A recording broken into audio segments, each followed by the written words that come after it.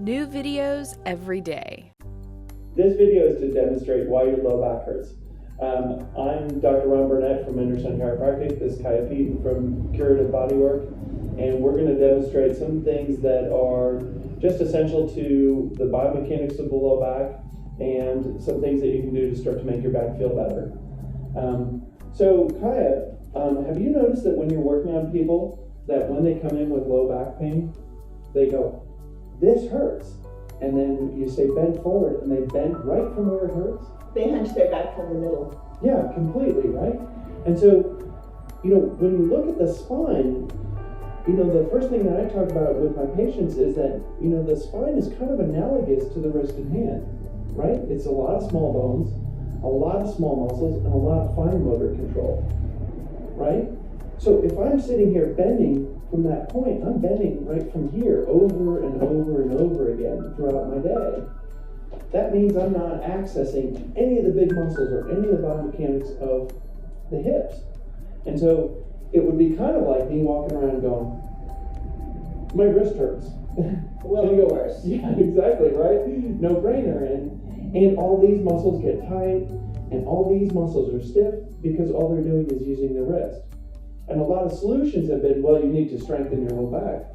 That would be like, you need to strengthen your wrist. No, you need to be moving biomechanically appropriate. So what we're going to demonstrate is actually how to move appropriately. We want you moving from the hips. What's the other thing? As a massage therapist, you see this all the time where people complain of Tight hamstrings. all the time, right? And what do they do about them? They stretch their hamstrings by bending their upper back. Yeah, they stretch their hamstrings like crazy and they go, "Well, I'm stretching my hamstring." And then they go, "No, you're stretching your low back." And then your hamstrings are kind of thrown in as an afterthought.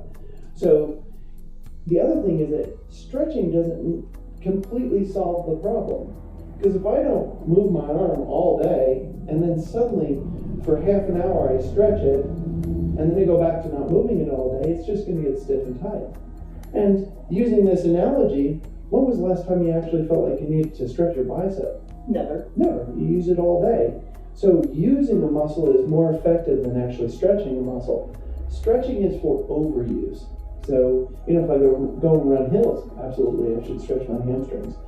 So where we want you to actually bend from is actually pivoting rather than bending.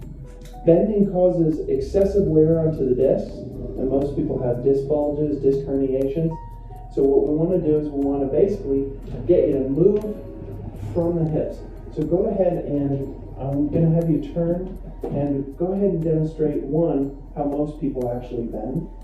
And bend it from here, exactly. And then two, from how I actually want you to bend, which is actually pivoting off the hips.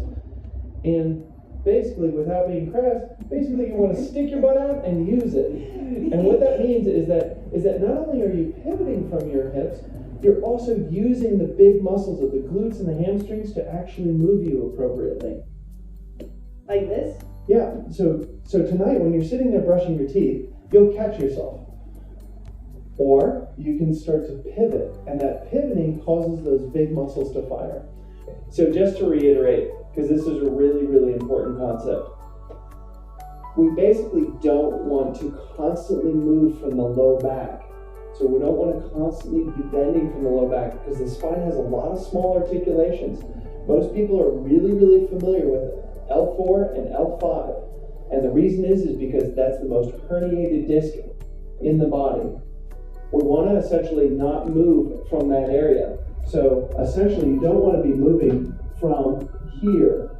So that hurts. Essentially you're rounding your back as you're bending forward.